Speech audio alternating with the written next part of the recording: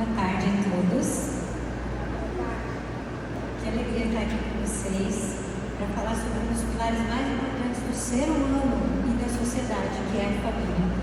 Mas antes de eu falar qualquer coisa, vamos pedir intercessão do Espírito Santo. Rezamos o Santo Terço, mas a gente precisa pedir intercessão do Espírito Santo e da Sagrada Família também, para que eles coloquem no nosso coração os pilares necessários para que a gente construa dentro dos nossos lares um caminho de santidade.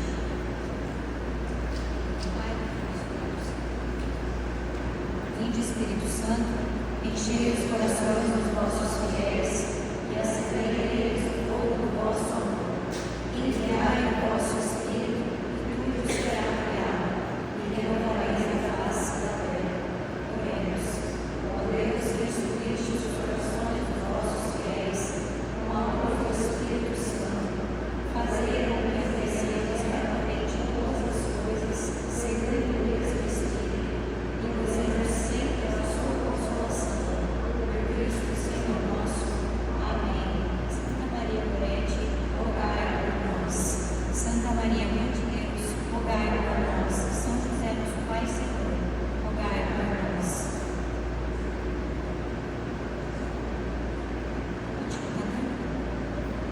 O sol é bom, vitamina D. Pode deixar aqui também mais pra cá.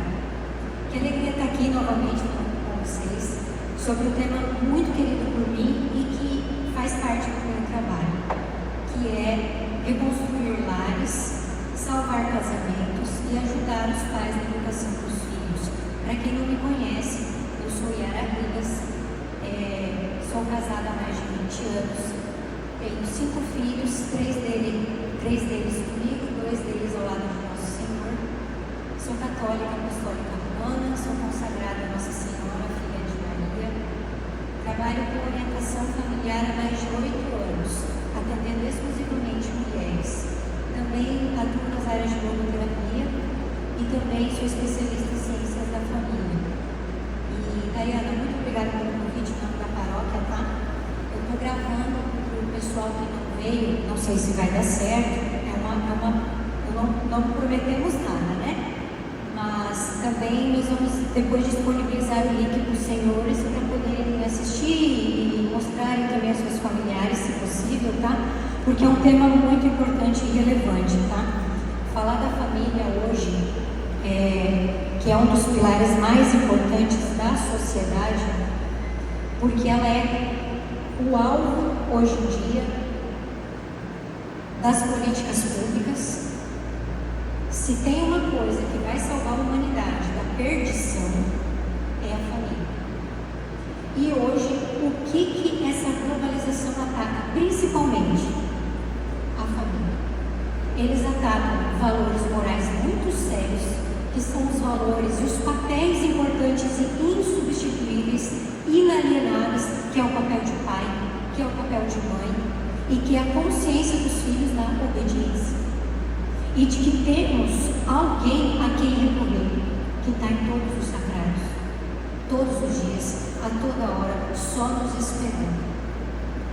Os santos diziam, acho que se não me engano foi Fulton Sheen, que ele dizia o seguinte: a gente só vai saber que os cristãos se converteram de fato quando não houver mais lugares nas igrejas onde se sentar, quando houver filas do lado de fora das igrejas, somente para contemplar a presença de Jesus ali no sacrário. Se todos soubessem quantas graças são derramadas ao visitar o Santíssimo Sacramento no tabernáculo escondido nos esperando. As igrejas não teriam lugar para nenhum fiel nisso, não é verdade? Então, deixa eu falar no grande santo, vai ser grande santo, se Deus quiser. Então, para a gente começar a falar sobre isso, a igreja doméstica, o que é a igreja doméstica? Que tanto falam de igreja doméstica, né? Ela tem a ver com família. Eu vou falar para vocês aqui, baseada no catecismo, tá? Ele é bem pesado, por isso que eu precisei disso aqui. Que é o que as nossas catequistas utilizam para catequizar as nossas crianças. O Catecismo da Igreja Católica, ele diz o seguinte sobre a igreja doméstica. No ponto 1655, Cristo quis nascer no seio da Sagrada Família de José e Maria. Cristo quis nascer no meio da nossa humanidade. Deus Todo-Poderoso, Criador do Universo, Rei dos Exércitos, Ele mandou o seu único Filho, rebaixou Ele a nossa humanidade. Cristo obedeceu e quis nascer no meio de uma família, José e Maria. Isso é o que diz aqui como igreja doméstica. A igreja não é outra coisa senão a família de Deus. Desde as suas origens, o núcleo da igreja era constituído por aqueles que, com a sua casa, tornavam-se cristãos. Quando eles se convertiam, desejavam também que toda a sua casa fosse salva, ou seja, as famílias que se convertiam e se tornavam cristãs, elas desejavam realmente o céu. Hoje a gente pensa em igreja, a gente pensa num lugar onde a gente se reúne com os irmãos para rezar, para receber o corpo e sangue de Jesus Cristo na Eucaristia. Mas as nossas famílias também são consideradas pequenas ilhas cristãs no meio de um mundo desordenado, no meio de um mundo incrédulo, no meio do mundo perdido. Existem famílias que são as nossas, graças a Deus, que acreditam que a salvação é a Santa Igreja Católica. Então, as famílias, que são essas pequenas ilhas cristãs, elas vivem nesse mundo incrédulo. E ainda diz o seguinte: no mundo que se tornou estranho e hostil à fé, as famílias cristãs têm importância primordial como lares de fé viva e irradiante. Aqui diz que no Concílio do Vaticano II, em 1962 a 65, eles criaram um termo chamado Eclésia Doméstica, que é igreja doméstica para essas famílias cristãs que estavam espalhadas pelo mundo, mas que, ao se reunirem com as suas fés dentro dos seus lares, elas se reuniram em comunidade, depois uma comunidade maior, que é a da Santa Igreja Católica.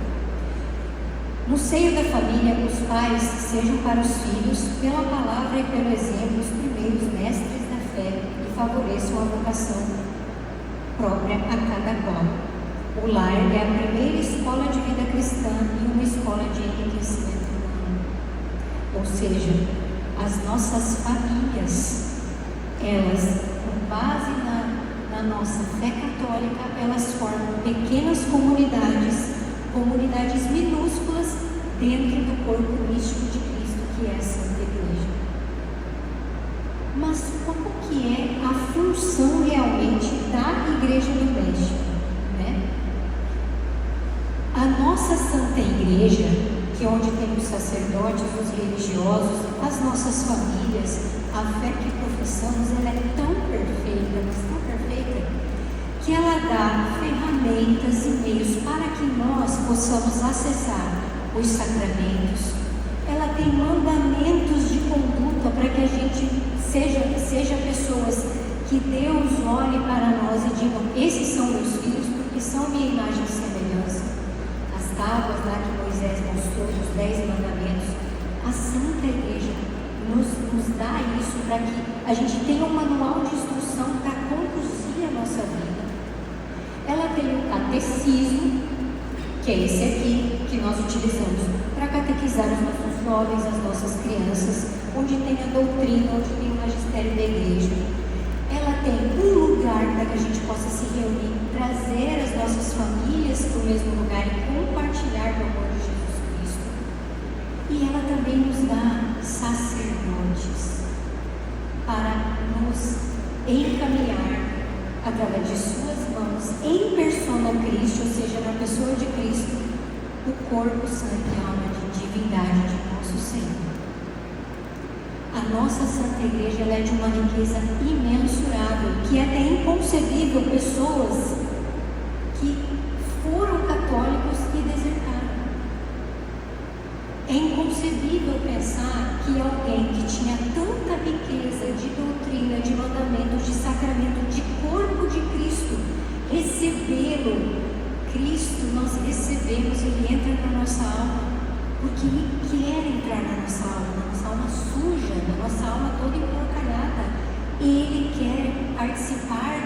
da nossa alma, Ele quer entrar em nós. E mesmo assim as pessoas desertam. Através de toda essa riqueza que a só Santa Igreja tem, ela tem um objetivo. Que objetivo que é esse? É tornar-nos santos. Santos de altar, assim. São João Bosco, São José, Santa Maria Gorete. A Santa Igreja quer, com toda a sua riqueza, com seu corpo místico, suas ferramentas, seus meios, ensinamentos, fazer com que a gente queira a santidade. E a santidade é só para religiosos? É só para padres?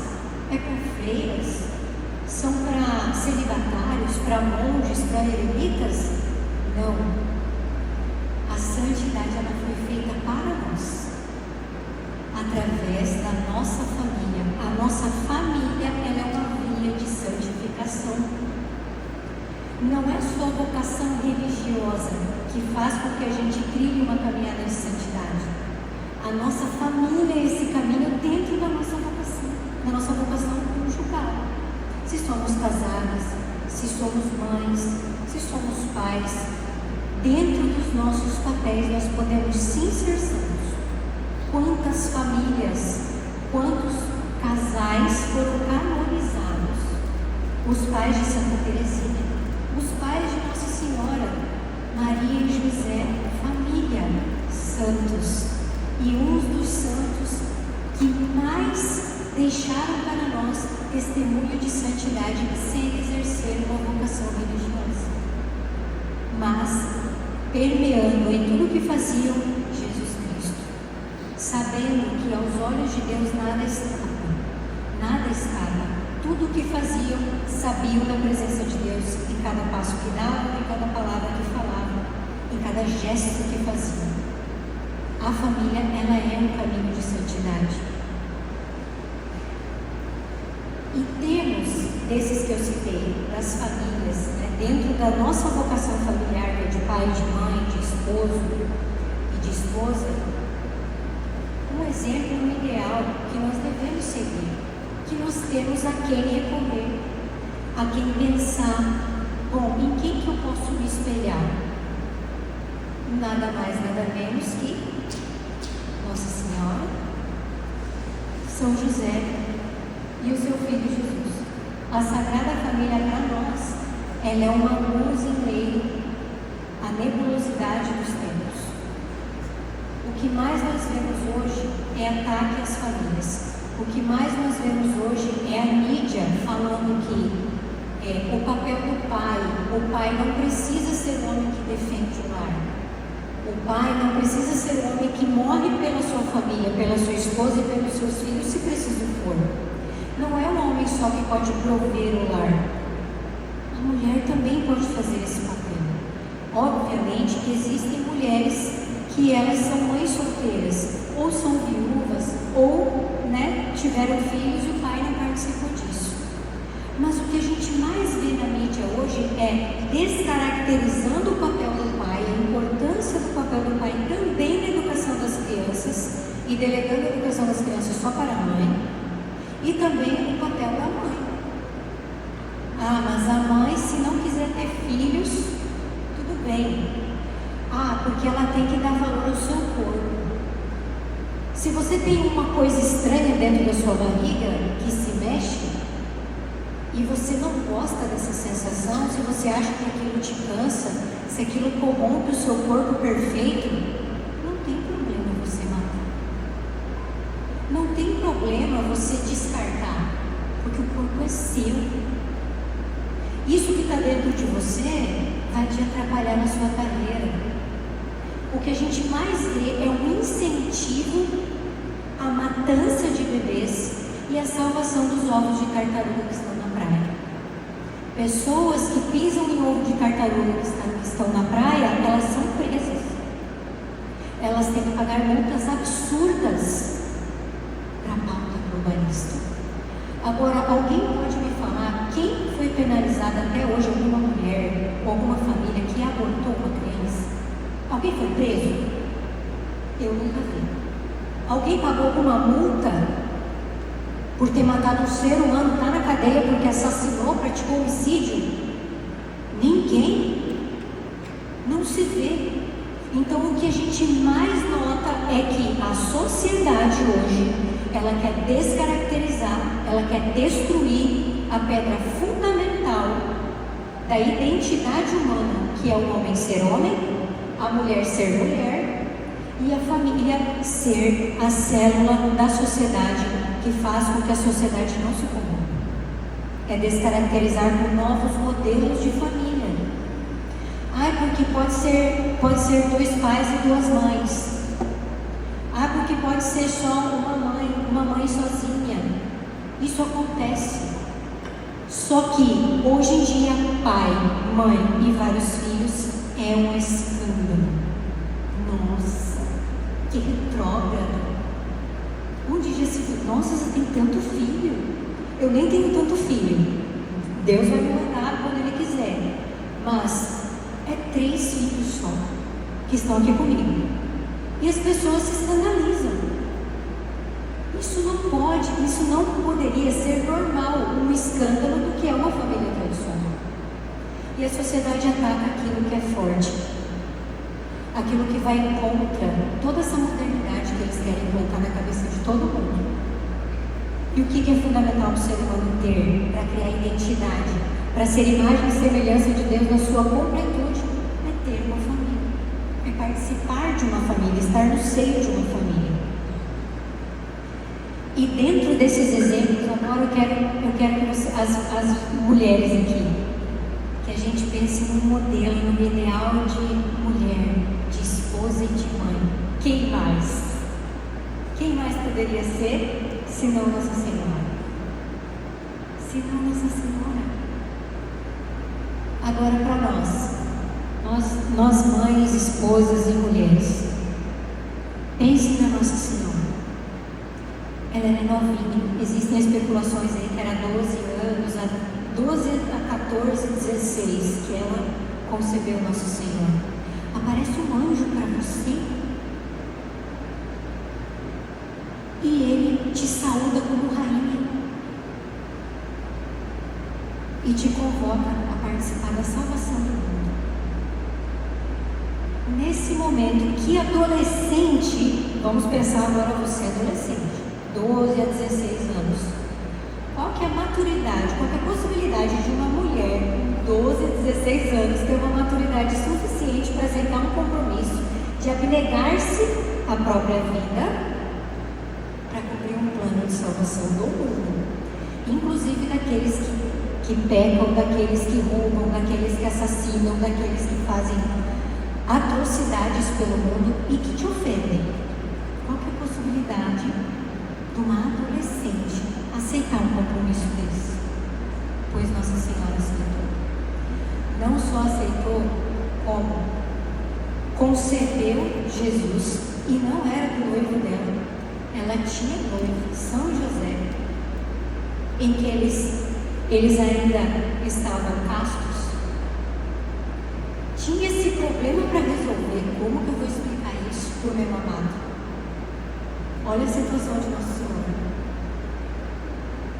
Jesus nasceu, São José, homem mesmo, isso é homem, pai, esposo, assumiu tudo isso e Nossa Senhora concebe Jesus. Ela concebeu Jesus e agora a gente pensa, ela foi levar ele para o templo, que lá apresentava a criança, no templo judaico, e um profeta muito famoso daquela época falou assim para ela com Jesus no colo, e ele apresentando Jesus, ele olhou bem firme nos olhos dela e falou assim: esse teu filho aqui, ele vai ser causa de destruição, de queda e de elevação do povo de Israel. E uma espada traspassará tua alma. Ele falou para Nossa Senhora que uma espada ia traspassar a alma dela. Você pensa ela como mãe ouvindo isso de um profeta muito famoso da época, em que eles escutavam no templo as pregações, e receber aquilo no seu coração. desde que Jesus nasceu, desde a sua concepção, Nossa Senhora teve a maior inclinação, que é natural de toda mãe e de toda mulher. Vocês sabem qual que é a maior inclinação de toda mulher? O sentimento? A inclinação que toda mulher tem e que nem o homem tem é a inclinação para suportar a dor. Só a mulher tem a inclinação para suportar a dor, e ela suporta por amor qualquer dor que seja. Mais para frente, depois que ela ouviu isso do profeta, Jesus já estava nos seus 12 anos e eles foram caminhando todos juntos, e chegou uma altura da caminhada, eles estavam com todos juntos assim, que as crianças eram de um lado, os homens do outro, as mulheres do outro. Ela perdeu o filho dela por 3 dias. Alguém aqui já perdeu o filho por 5 minutos? Já? Me fala. Deve ser uma sensação de horrível. Não, é uma coisa absurda, não tem como mensurar o desespero, não é? Nossa, ela perdeu por 3 dias, Jesus. E ela não morreu de desespero. Nossa Senhora, né? Então você pensa, perdeu o filho por 3 dias. Eu não me imagino perdendo por 5 minutos, porque eu acho que, eu não sei, não tenho capacidade psicológica de imaginar tudo isso. Mas teve isso. Depois disso, Nossa Senhora também. Jesus cresceu e vivia falando para ela que a hora dele ia chegar. Que a hora dele ia chegar, e Nossa Senhora já sabia. Porém, que mãe que suportaria ver um filho sendo xingado, injuriado, castigado, preso, amordaçado, flagelado na tua frente, coroado de espinhos e crucificado? Que mãe que suportaria isso? Me fala que mãe que suportaria isso. E tem santos que falam que Ana Catarina Emmerich, que é uma beata, tá? Ela escreveu um livro sobre a paixão de Nosso Senhor, e é um dos livros mais fortes que falam sobre detalhes da paixão, porque foram visões que ela teve. E assim, quando você lê o livro dela, tem que preparar muito o estômago, porque são coisas assim inconcebíveis e fortes demais, claras demais, no nível de dor que Nosso Senhor passou. Ela escrevendo o nível de dor que Nosso Senhor passou, e aquilo que Nossa Senhora passou ao ver tudo aquilo, sem interferir, é de uma grandiosidade que faz com que a gente realmente se aproxime mais da cruz de uma maneira diferente. E ela escreveu esse livro e lá dizia, em muitas passagens, né, que Nossa Senhora, na hora que Jesus estava sendo pregado na cruz, ela estava olhando tudo aquilo e assim, calma, o coração em frangalhos, o coração partido, as lágrimas já cobriam todos os olhos, embaçavam os olhos. Não dá para imaginar a espada mesmo transpassando o seu coração. Teve uma hora que, depois que pregaram Jesus, iam levantá-lo da cruz e colocaram no patíbulo. Os anjos estavam em volta e Nossa Senhora, ela pensou consigo, eu não vou aguentar, eu não vou conseguir ver, porque ela viu tudo até o presente momento. E quando eles iam levantar Jesus, estavam todos em polvorosa, aqueles romanos festejando, martelando ele, gritando, comemorando que estavam crucificando o rei dos judeus. Nossa Senhora, ao olhar aquilo, quando eles iam levantar ele, ela virou o rosto. Na hora que ela virou o rosto, os anjos foram consolar. E todo aquele lugar, o Calvário inteiro, silenciou nessa hora. Eles estavam gritando, estavam tocando sino, estavam batendo tábuas, estavam comemorando. E nessa hora, que ela virou o rosto de dor, o Calvário inteiro silenciou. A dor de Nossa Senhora, ela é um convite para nós mães suportarmos ela. Ela é um convite para nós olharmos e contemplarmos essa mulher e tê-la como um farol na nossa vocação. Nossa Senhora para nós é uma mãe que o próprio Deus deixou, esposa fidelíssima de Deus Espírito Santo, mãe admirável de Deus Filho, filha bem-amada do Pai Eterno. A Nossa Senhora, que passou todas as dores inimagináveis para qualquer ser humano, era a filha mais bem-amada de Nosso Senhor, e mesmo por isso Ele não a poupou da dor. Ela sendo a filha mais bem-amada dele, Deus não a poupou da dor.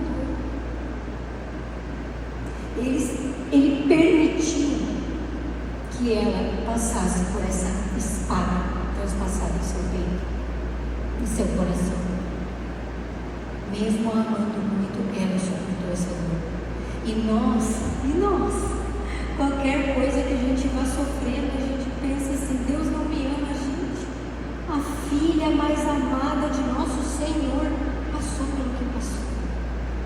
E nós como mulheres, temos que olhar para ela como um farol diante da dor. De um filho que ralou o joelho, de alguma coisa. Do luto, gente. Nossa Senhora passou por dores inimagináveis que nenhum ser humano iria aguentar. Nenhum ser humano seria capaz de aguentar. E mesmo assim ela passou. Nossa Senhora, ela deve ter tido o coração dela tão conservado por Deus naquela hora da crucificação do seu filho, que se ele não pegasse o seu coração, que estava transpassado por essa espada da dor, ela teria morrido de tristeza, ela teria morrido com o coração partido. E é só Deus que sustenta a gente. E quem sustentou Nossa Senhora foi Nosso Senhor. Ela deu um fiat sem mensurar a dor que viria, e ela sabia que viria, mas não tinha ideia do que seria e do que foi. Ela perdeu o filho no tempo, ela passou por tudo o que passou, e ela passou pela morte do próprio filho. Não existe dor maior para uma mãe.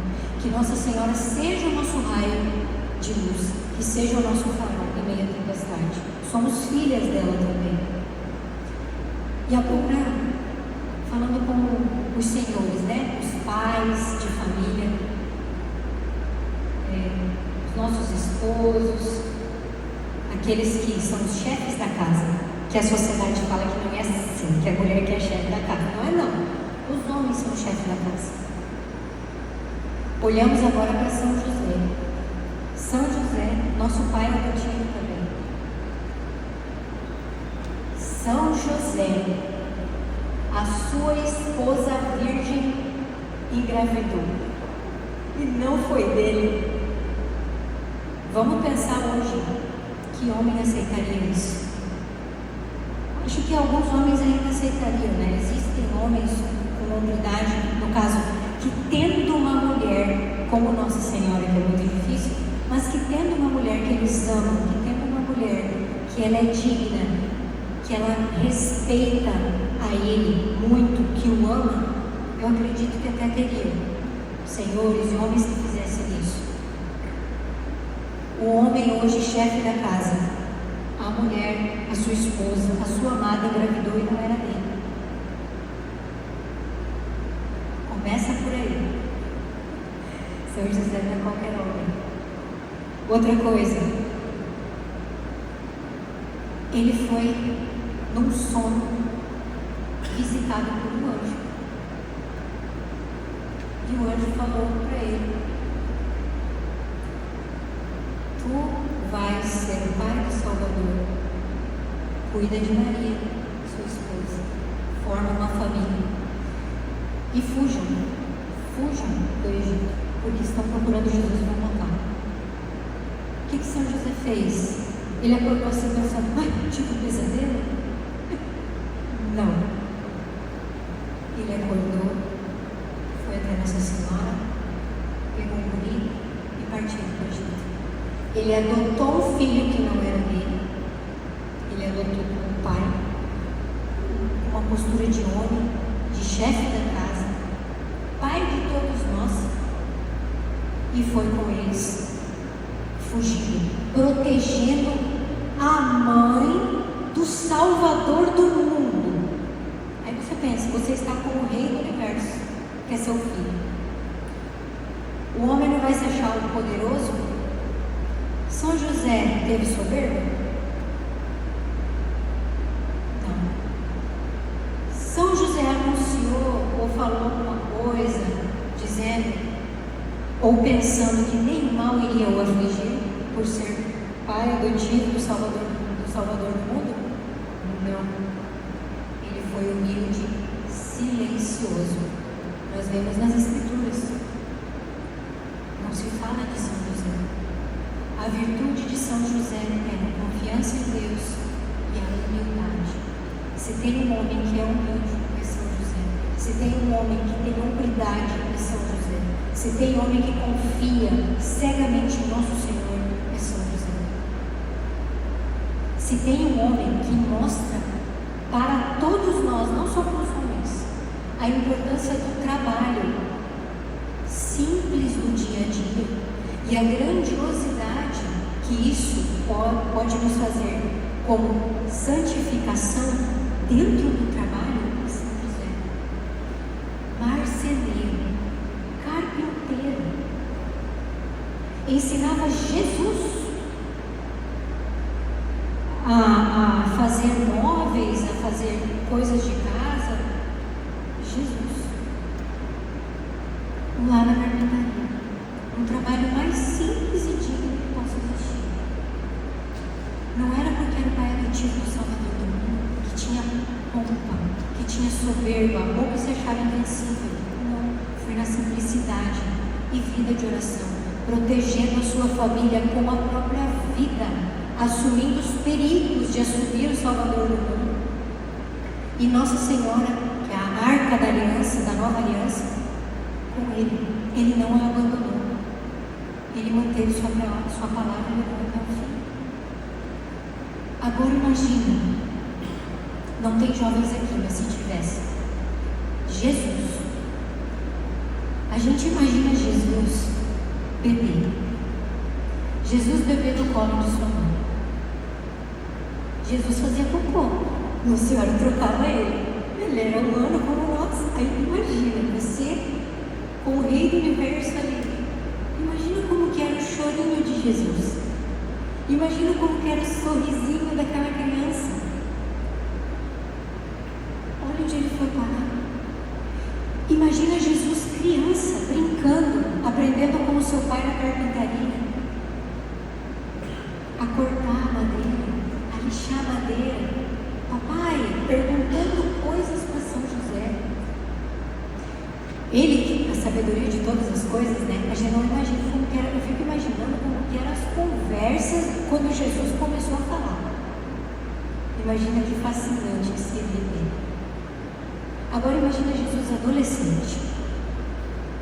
Jesus adolescente, ele se deixava moldar, ele se deixava corrigir. Os adolescentes de hoje, uma pergunta. Os adolescentes de hoje, eles se deixam corrigir? Os adolescentes de hoje, eles obedecem?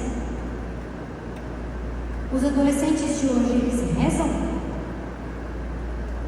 Aqui, graças a Deus, eu até tirei uma foto ali, porque coisa mais linda, os jovens puxando terço. É isso? É isso que a gente tem que incentivar nossos jovens a rezar e serem instrumentos de fé dentro dos seus lares, porque é através do que eles aprendem desde criança, na adolescência, que eles vão levar isso para as casas deles, que as famílias serão restauradas. Uma criança que vê o pai e uma mãe ajoelhado diante de nosso Senhor, com os olhos fechados, segurando o terço nas mãos, chorando diante do Santíssimo quando recebe o sacramento da Eucaristia. Essa criança vai infundir dentro do seu coração uma fé que nem o inferno vai abalar, porque ela vê.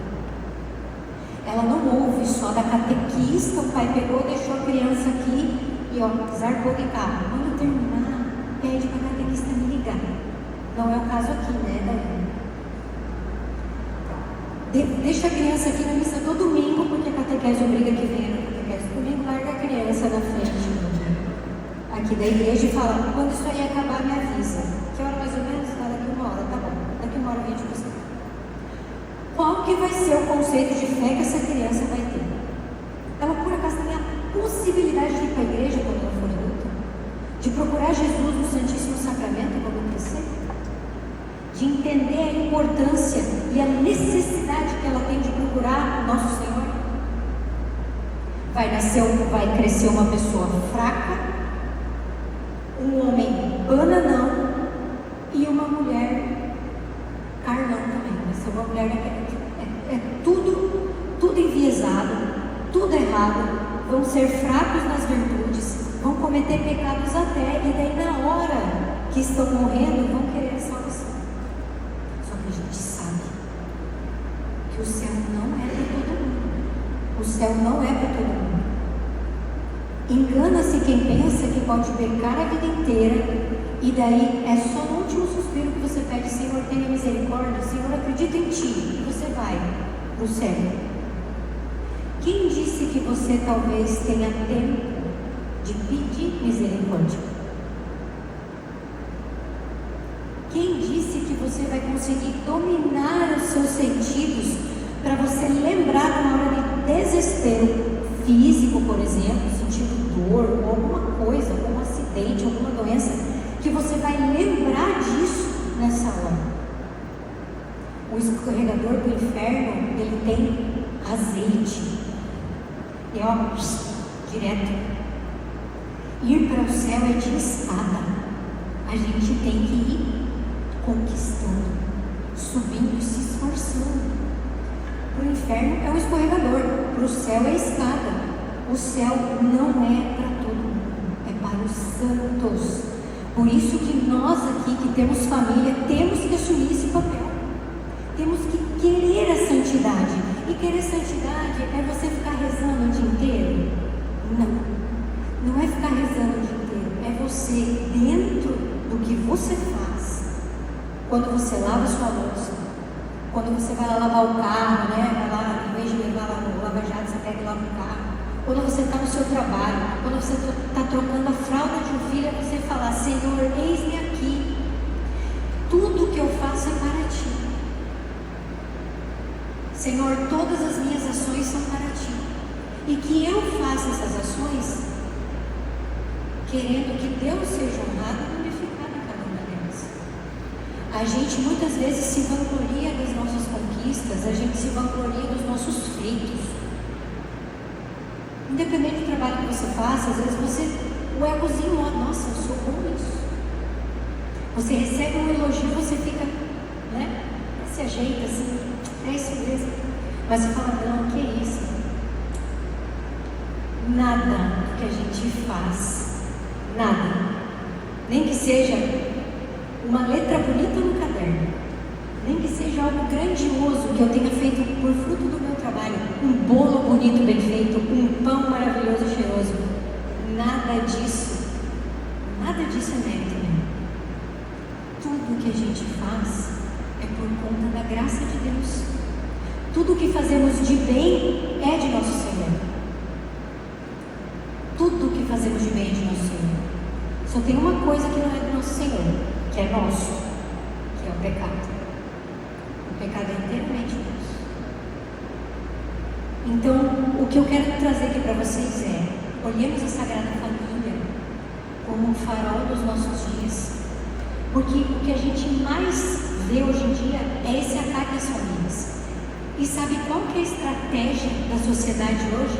Que eu já falei no começo, destruir a família. Mas essa estratégia não é do mundo globalista, não é do governo, é do demônio mesmo.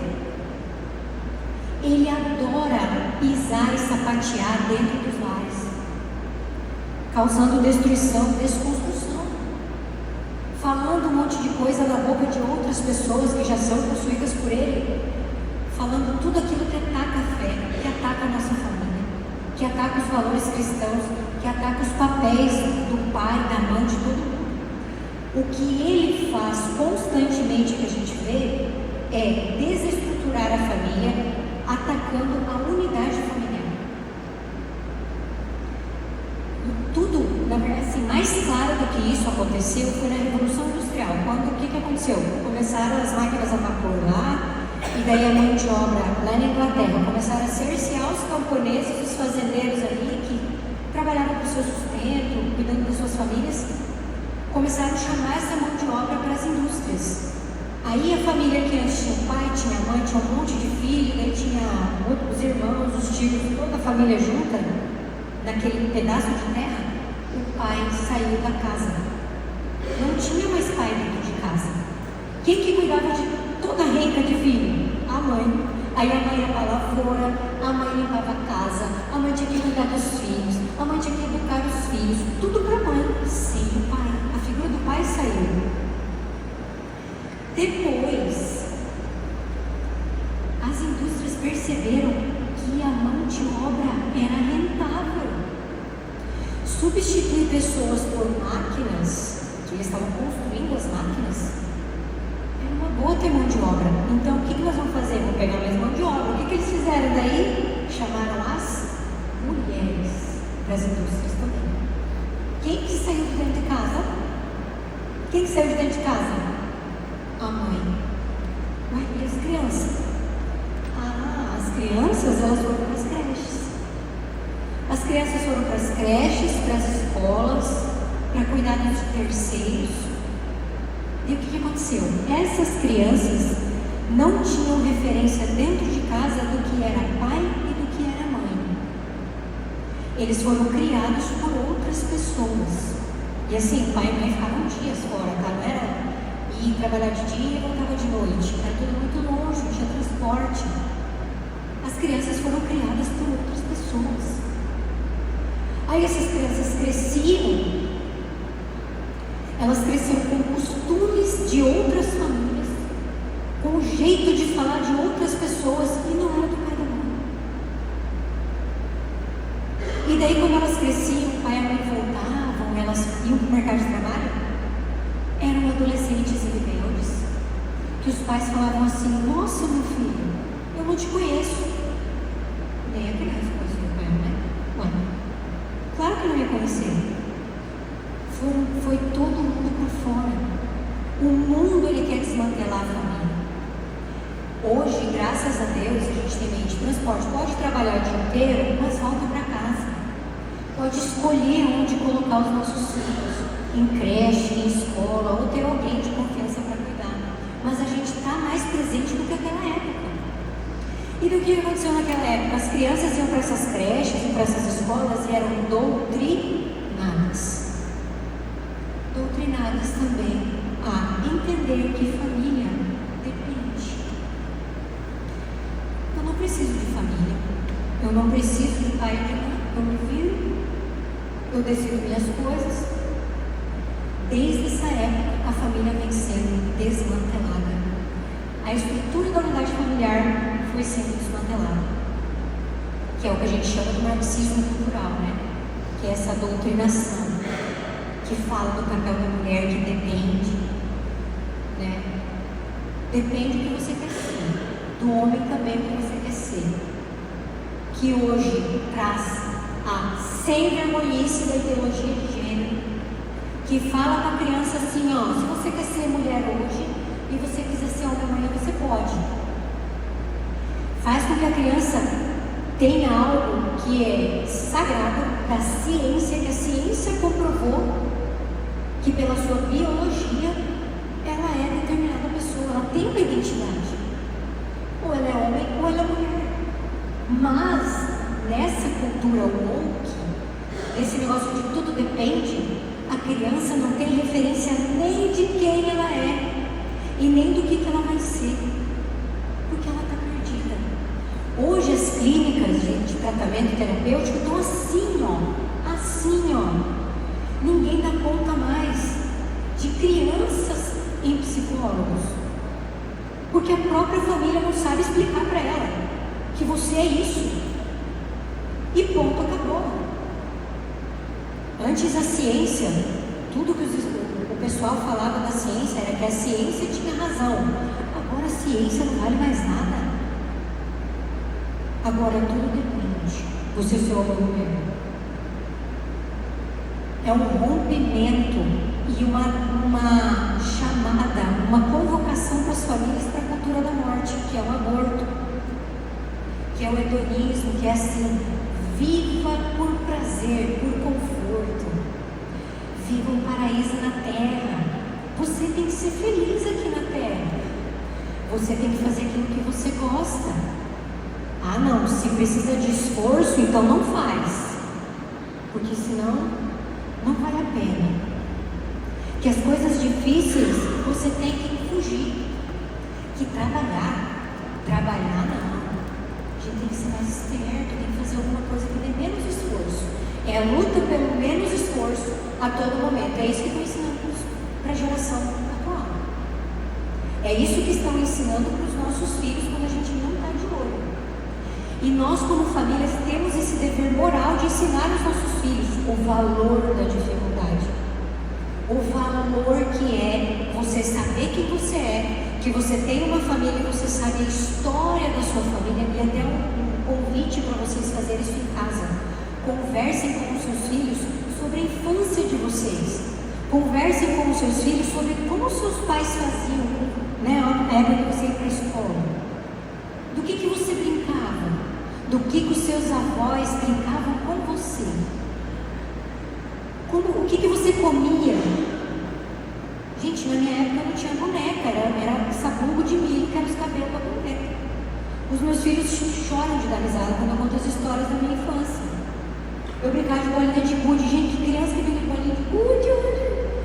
Eu brincava de bolinha de gude, eu fazia estrada com enxada, com o meu irmão mais novo, para brincar de carrinho.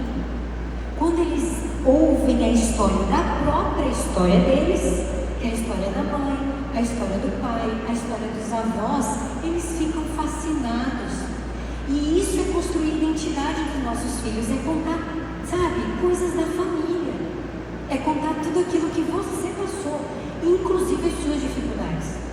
Conto muito para os meus filhos na minha época de faculdade. Eu e meu esposo estudávamos o dia inteiro, nós éramos noivos, estudávamos o dia inteiro e à noite fazia faculdade.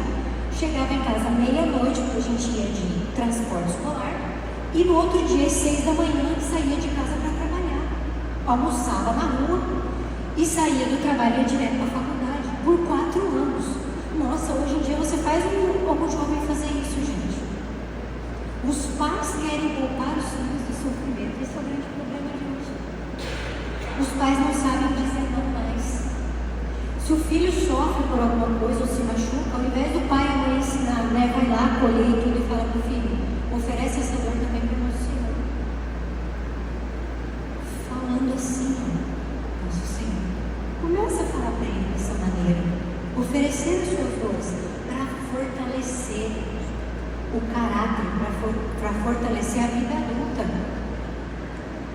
A gente tem uma preciosidade nas mãos, que são os nossos filhos, e a gente pode tornar eles santos de altar, sem que eles sejam religiosos, por exemplo, mas no cotidiano deles. Nós temos agora o Beato Carlo Acutis, ele era da internet, ele vai ser beatificado, ele vai ser canonizado agora, em setembro, mês que vem. Ele era da internet, ele divulgava vídeos e pesquisas sobre os milagres da Sagrada Eucaristia.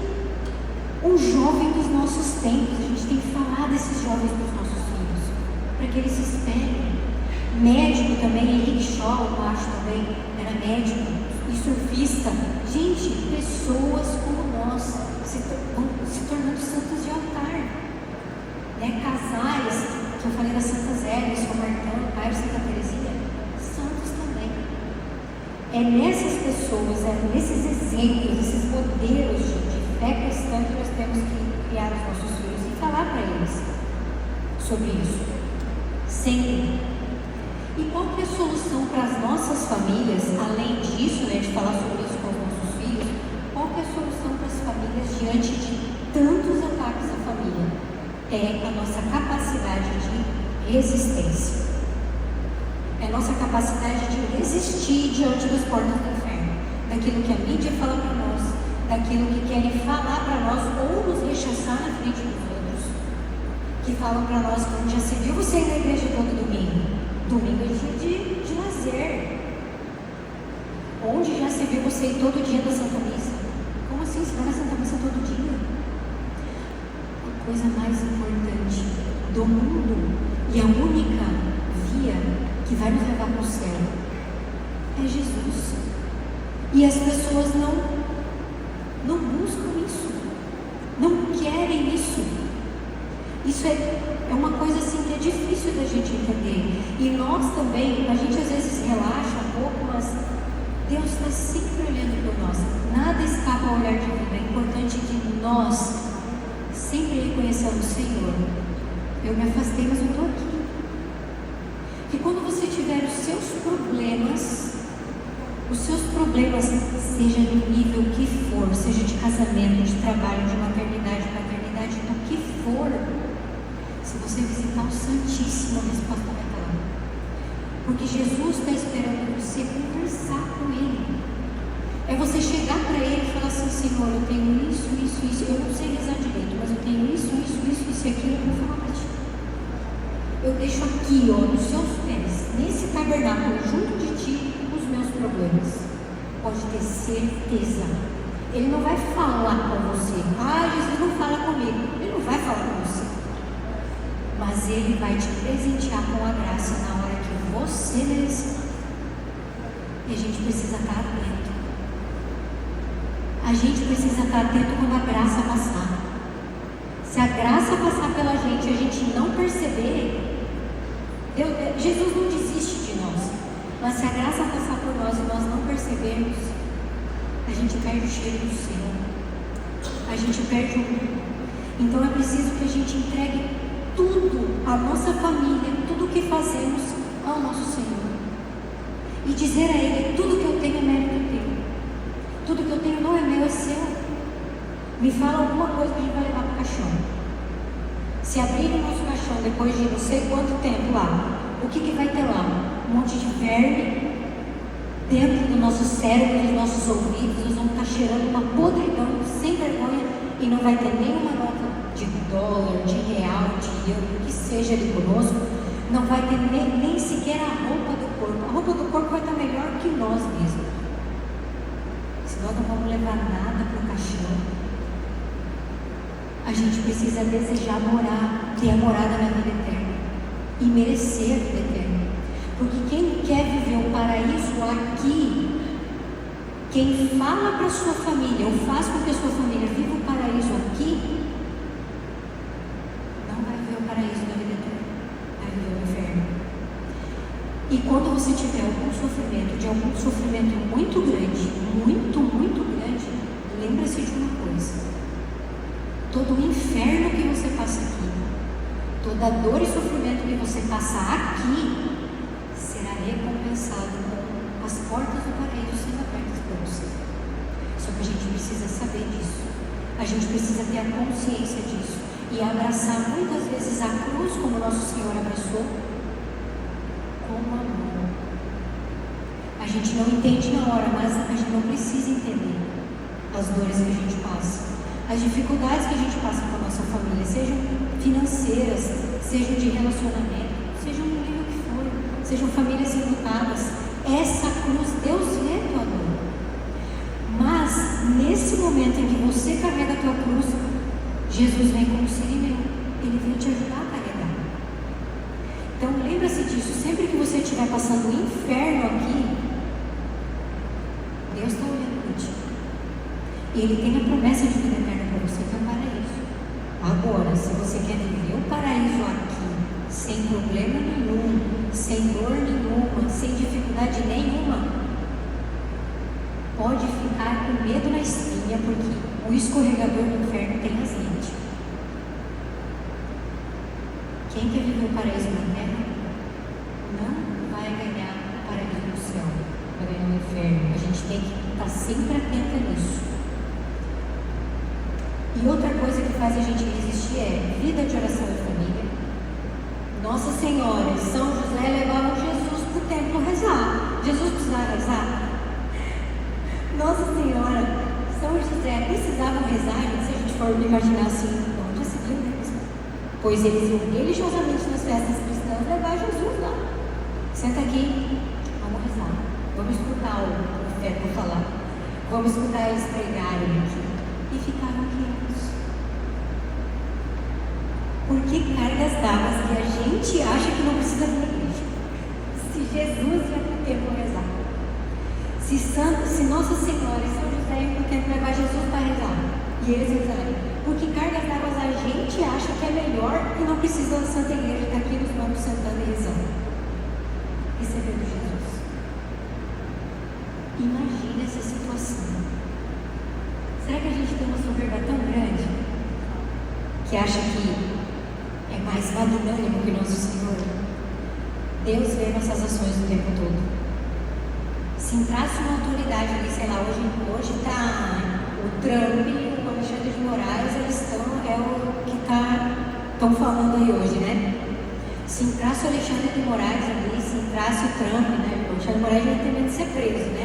Mas ele entrasse por ali, ia ter gente que ia se ajeitasse, né? Para Deus por autoridade.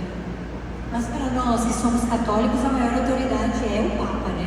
Se aparecesse o Papa Leão, eu vi ele faz um mês lá, eu fui para Roma e pude ver ele presencialmente. Ele tem um olhar dos céus. Estamos muito bem servidos com o nosso chefe, né? O chefe da nossa Santa Igreja, graças a Deus. Se o Papa Leão entrasse por aquela porta ali, a gente ia se arrumar, ia se ajeitar, ia botar um sorriso no rosto. Papa, queria que ele olhasse pra gente, queria cumprimentar, encostar no Papa, né? Que todo mundo fez isso quando viu o Papa. Se a gente faz isso para uma pessoa de corpo humano como nós, por que a gente não faz isso diante de Deus que está aqui, nesse momento, olhando para nós, conosco? A gente não precisa marcar, a gente para falar com o Papa tem que marcar audiência para encostar no Papa, para receber a bênção do Papa. Quem vai querer falar com o Trump tem que marcar uma reunião, não sei o quê, segurança para tudo que é lado, que é um negócio louco para falar com o Trump. Mas Deus não precisa de audiência. Jesus Cristo não precisa que a gente marque. Ó, Jesus, eu vou vir às 3 da tarde aqui, vai estar aberta a igreja? O senhor vai estar aí? A gente não precisa marcar encontro com o Rei do Universo, com o dono de todas as coisas, com o dono de tudo aquilo que pertence a nós. Por que a gente dá mais importância para outras coisas e não para Jesus? Nós temos que fazer as igrejas lotarem de gente. Nós temos que fazer e mostrar e falar sobre a Eucaristia, porque resistir como família no mundo de hoje é testemunhar a nossa fé, é falar da nossa fé, defender com unhas e dentes mesmo. Porque a nossa fé é aquilo de mais precioso que possuímos como filhos de Deus. E Ele pede para nós: ide ao mundo pregar o Evangelho. Nós somos filhos dos apóstolos. Nós temos que pregar o Evangelho e falar da nossa fé. E para finalizar, tem tanta coisa que a gente pode falar, né, Daiane? Mas para não me alongar muito, nós temos que lembrar que se nós falharmos com os nossos filhos na fé, nós falhamos em tudo. Em tudo. Porque na hora da nossa morte, Deus vai olhar para a gente face a face e vai cobrar para nós sobre o que nós fizemos com aquela alma dele, que é filho dele, e que ele nos confiou para criar. Os nossos filhos não são nossos, eles são de nosso Senhor, porque antes mesmo da criança nascer, ela tinha sido desejada nessa mente, nesse ser em ato puro que é Deus. Ele desenhou do jeitinho que ela era para ser essa criança. Essa criança nós também, tá? Incluindo isso. Você foi pensado e planejado por Deus na mente dele, nessa mente onipotente, onipresente, onisciente, para depois o seu pai e sua mãe namorar e você nascer. Primeiro Deus te desejou. Portanto, você é dele. Você é dele. Os seus filhos são dele. Quando os nossos pais morrerem, eles vão prestar contas sobre nós. E os nossos filhos, nós vamos também prestar contas sobre eles quando nós morrermos. Então, sabendo que os nossos filhos não são nossos, nós podemos falhar em tudo. Nós podemos falhar com eles na matemática, no português, na história, na geografia. Mas se nós falharmos na fé, nós falhamos em tudo. Louvado seja nosso Senhor Jesus Cristo.